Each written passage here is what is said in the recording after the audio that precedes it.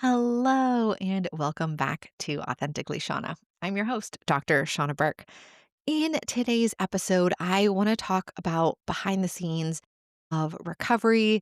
And I'm titling this episode Recovery Confessional because I'm thinking about reality television back in the day when there used to be a confessional booth and people would go in and tell their truth of what was going on in the moment. So, this is my recovery booth moment.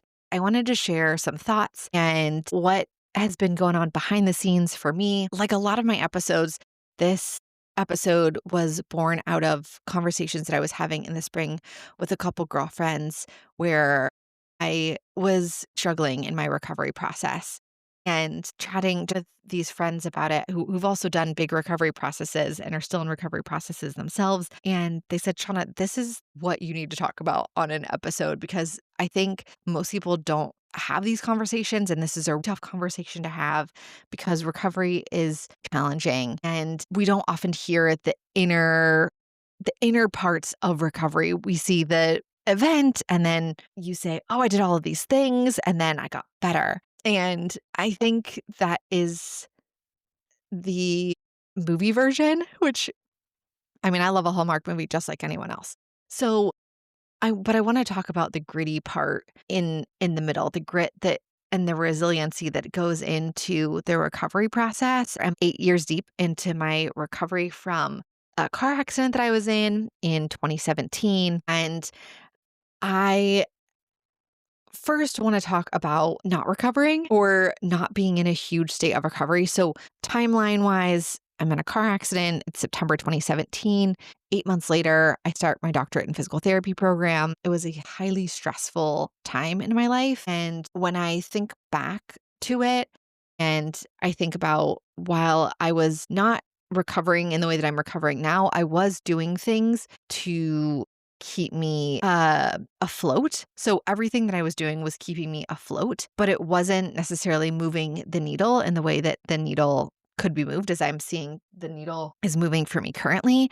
And there is a part of me, which is subconscious and a small little niggling voice like we all have, which is if you just would have kept running, you would never have to recover because I didn't know how bad things were because I was so numb.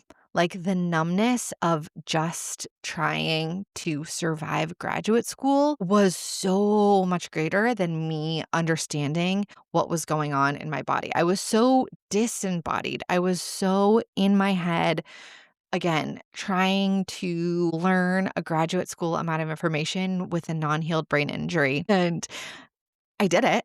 I definitely did it. And part of me goes, if you would have just stayed numb, you would never have to deal with any of this. You would never have to heal because you could just stay numb. Now, I don't want that.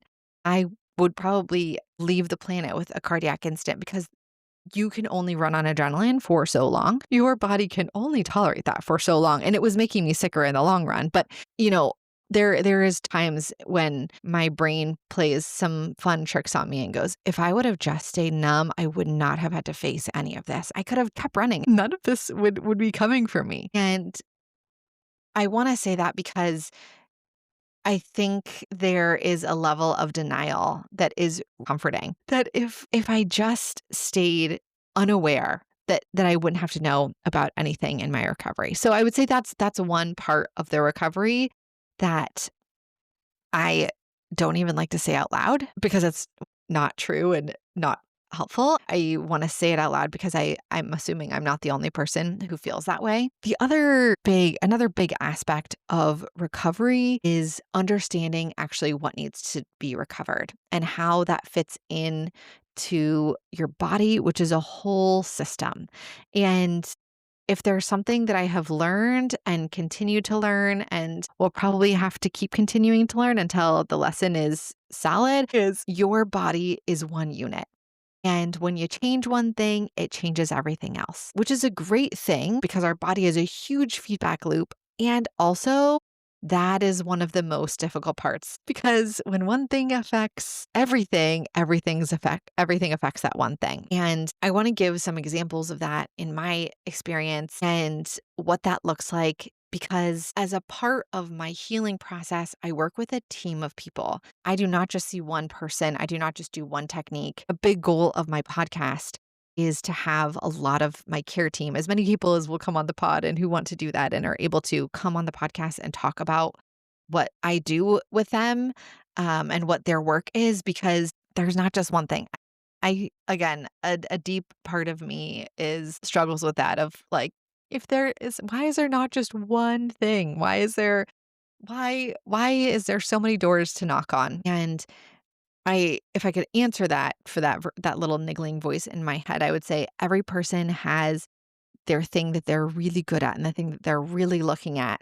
And they're zoomed in on this one area. Even for myself, I'm looking at this one very specific thing. And then it is challenging to zoom out and say, okay, how does this affect and impact everything else? And so I will say that as I've gone through my recovery process, I am the person who's looking at the big picture. I am the care team coordinator. That is my role in my recovery process is I'm coordinating who I'm seeing, when I'm seeing them, and why I'm seeing them. And I absolutely take input and absolutely take advice. But at the end of the day, it's my intuition and it's my understanding of what's going on that's leading my recovery process. And it has taken me a while to get there. I would say I learned how to do this from Dr. Christine Cohn, who was my initial care team coordinator. She took on that role. So when I started seeing her at the end of 2017, early 2018, and I've talked about this on other podcasts, but I believe she is exceptional at, besides being exceptional at what she does, is understanding when it's her role and job to treat you and when it's her role and job to send you to the next person to do something and then come back. And so she really taught me the art of seeing someone for a very specific thing and then looking at the big picture and seeing, okay, great, that piece of the puzzle, they've helped me with that piece of the puzzle. Now it's time for me to move on to the next piece of the puzzle. And so through working with her, she taught me how to be my own coordinator. And I want to talk more about what that looks like in some examples because it sounds a little abstract, I'm sure. We're going to talk about this summer. This summer, I went back to work with Dr. Roth in the Toronto area. And we worked on multiple parts of my body. And one of the things that we worked on a lot this summer was my head and specifically my around my eyes, because that has been such a big concern for me is my vision and my visual processing. And I know that that's something that is a continuing step in my process. Something that I had said to him was I'm having monovision. Monovision looks like I use my right eye for distance and I use my left eye for near. So because each eye is more dominant in these specific aspects, my brain takes the information mainly from one eye because the other eye is fuzzy and it's not as clear of an image. So in order to have energy conservation, I believe that's what our bodies are generally always trying to do is conserve energy, is your brain only uptakes the information that is clear. And so he said to me, Shawna, like monovision is going to affect your spine. And I go, I know. So how do I get that better? Because I understand that that's impacting my physical structure and that my physical structure is impacting my vision. And so where in that loop do I break through? How do I break through into that? Because I know deep down that that is a big part of me recovering my spinal injury is being able to see. And being able to see is impacting my spinal injury. We worked on my head and specifically on the vision and on the right side of my face. What his suggestion was to me was, okay, now that we have your right-sided vision improved, you need to strengthen your right eyeball. What I would recommend is patching, which patching is covering your opposite eye and only using one eye. And I did vision therapy as a child because I had something called amblyopia, which is my left eye had 20/20 vision and my right eye had 220 vision. And so I went to vision therapy as a kid and we did patching because that was the current research. And then when I started working with Dr. Taliber and her team at Neurovision Therapy Institute in Denver. One of our conversations was, well, patching is no longer the the thing to do. What we're seeing in research and what we're seeing in practice is that when we patch, the eyeballs learn to not work together. And our whole goal is that our eyes work together and that the information flows between the eyes and that we're not training just our right eye to work or just our left eye to work. Dr. Roth, and this isn't saying anything bad about him, this is just saying his advice is to patch and only practice using my right eye for a bit of time. And then I have my neuro optometrist who specializes in this and who this is a previous conversation that we've had where she goes, don't patch anymore. Like this isn't current research. This is one of the really hard parts of recovery is sometimes I get conflicting information. And it's me as my coordinator of my health to say, what information is useful right now? And what information am I going to take away? Because and maybe he's seen it work and research isn't everything and everyone is different. And how do I balance one person's advice and expertise versus the next person's expertise? Because he's not a vision therapy specialist, he's a bone healing specialist. And so I think that's really this phase that I'm in right now is what do I do with this information and advice that I'm getting? And how do I stay neutral as I can and not reactive? And how do I uptake this information and decide what to do next? Another big part of that is when I see someone, I am seeing them for information. And the information isn't always information that I need to keep them on my team and that I need them to keep interacting with me, especially when someone says that they don't think I can get better. And that has been really huge for me is when people give me advice and say something and then say, but I don't think that can get better. And I go, okay, great. I will take the advice that they've given me and I know that I don't need to keep working with them. So I'll give you an example of that. So couple of my main like symptoms or complaints at the moment is not being able to tolerate quick movement. So when I turn my head quickly or if I like take a spin in dance class or if I am on a boat or a roller coaster, I feel the word that I have for it is dizzy, but I maybe discombobulated is a good word too. I just feel out of sorts. My thought is I'm working on my body so that I can get my vision to be where I would like it to be normal. And then I also feel like my vestibular system is having a hard time. So I want to address that as well. So your vestibular system, we have something called the VOR, vestibular ocular reflex, and this is definitely not my area of expertise, but the idea is you use your inner ear and your eyeballs, again, as a feedback loop to help you understand where you are in space. And I thought my symptoms sounded very vestibular. And so did another one of my physical therapists that I see. She's like, I think you should go get evaluated. Let's just see what's going on with your vestibular system. So last week, I went and saw someone who specializes as a physical therapist. She specializes in vestibular therapy.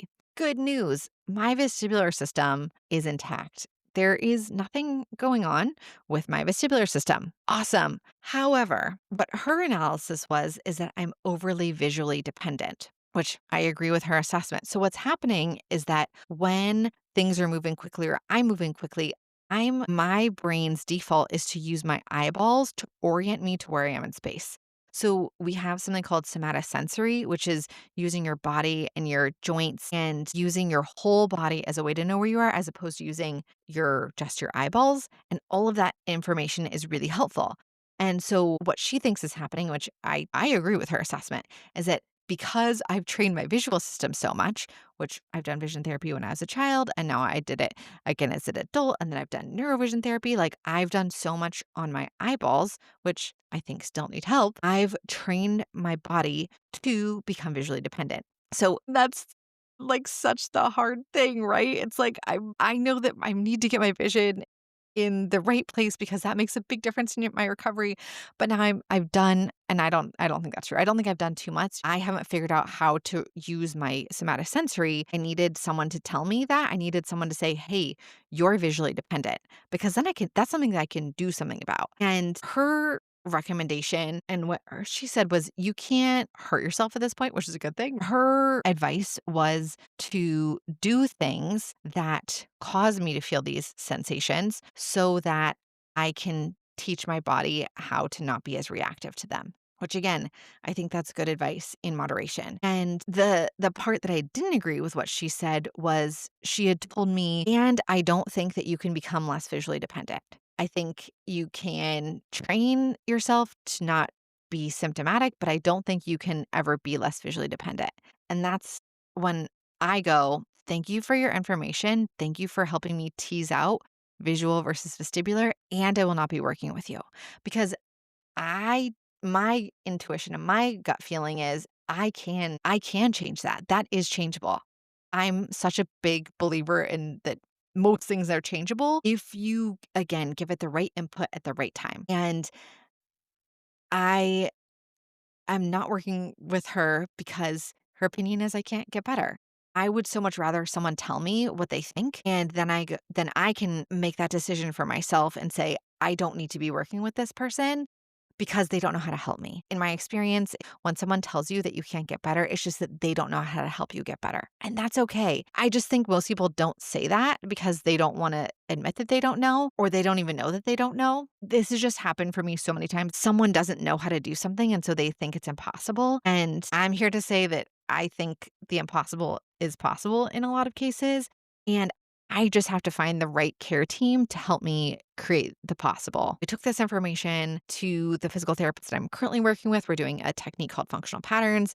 And I told her what my eval had looked like. And she said, I think you can change this. Your ability to become less visually dependent is absolutely possible. I've done it myself, which is great news because I have someone on my, which is great news because I have someone on my care team already who can help me figure out how to be less visually dependent. The last thing that I want to talk about is data. And by data, I mean tests, blood test, x-rays. For me, a QEEG, which is a brain map. Data is data. And sometimes data is extremely helpful and can help point you in the next direction. And sometimes data is not helpful. And the difficult part is knowing when to make data meaningful and when to let data go. And how different people interpret the data is also interesting. So I had blood work done this summer and I take it and show it to people who know how to read blood work and interpret it, and everyone gets something different out of the same exact test. Again, nothing changes. I'm handing the same blood work and everyone has a different opinion. So, okay, what do I do? What do I do with that information? And how do I want to integrate this feedback? And how many people do I want looking at this information? So that's one aspect to it. The other one is, for me, data has helped me to confirm things that I'm feeling and I'm having a hard time putting into words, or am having a hard time helping someone figure out what the next step is for me because it sounds difficult to perceive. The current example of that is when I went to Denver at the end of August, I had something called a QEEG, which looks at your brain waves.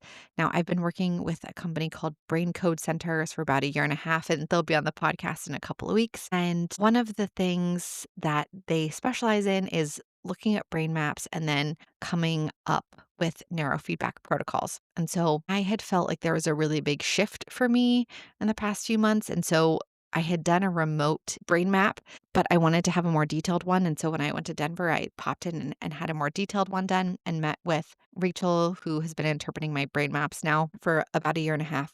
And we chatted about what I'm feeling currently in my own headspace and body. And then what she's great at is then helping me to understand how what I'm feeling is correlated into the brain map. And so for me, that is really relieving that what I'm feeling and expressing is there, that I'm not making it up, and that there is something that's actually happening. And then I can, again, find the team of people who's going to help me to shift that. So on my brain map this time, what she was seeing and what I'll say what my symptoms are having a hard time understanding how to move. So I've gone back to taking dance classes again. And something that used to be really easy for me was watching someone do a movement and being able to translate that into my own body. And that is challenging for me at the moment. I can watch the teacher do it, the movement, and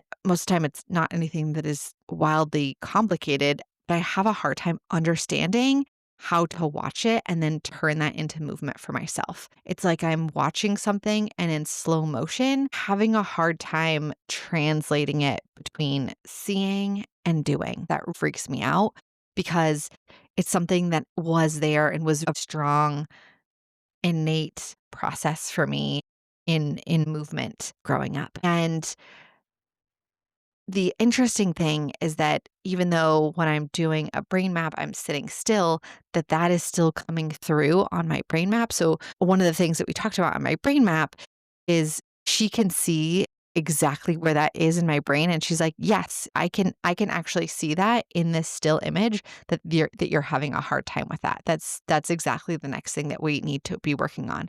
Data helps me feel like I'm taking the steps in the appropriate direction to be targeting this. Will I be continuing to go to dance class and working on it? Yes, that's the movement part of it. And then absolutely, I will take a neurofeedback protocol, which is sitting and helping my brain waves to do a different pattern. I will absolutely be incorporating that into this next phase of my recovery as well. And so all of these things are big puzzle pieces, and knowing when to play the puzzle piece and knowing who can see that puzzle piece the best. The zoom out of all of this is understanding that I am the master of my own self and that my intuition and my ability to understand what is going on with myself is the thing that's going to push the needle the farthest. And as someone who's also a provider, one fall that I see a lot of people falling into is taking a practitioner's advice and making that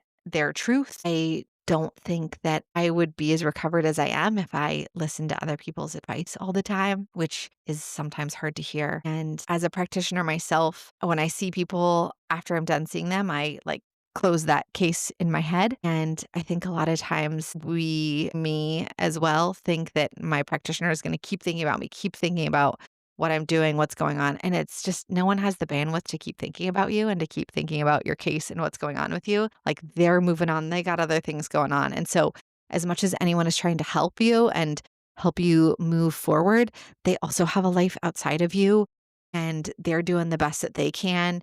And their advice is just that advice. And understanding that my intuition and my sense of what's going on is the important part. A big part of my journey is understanding that the more outside of myself that I can step in a positive way and look at the big picture, the more that I don't get attached to or stuck in the minutia of things. And how do I look at this from a whole body, big perspective, from both being a clinician and being someone who is actively in recovery? You've been listening to Authentically Shawna with Dr. Shawna Burke. The information contained in this podcast is provided for information purposes only and is not intended for the purpose of diagnosing, treating, curing, or preventing any disease. Before using any techniques referenced in this podcast, please consult your healthcare provider. Thanks so much, and we'll see you next week.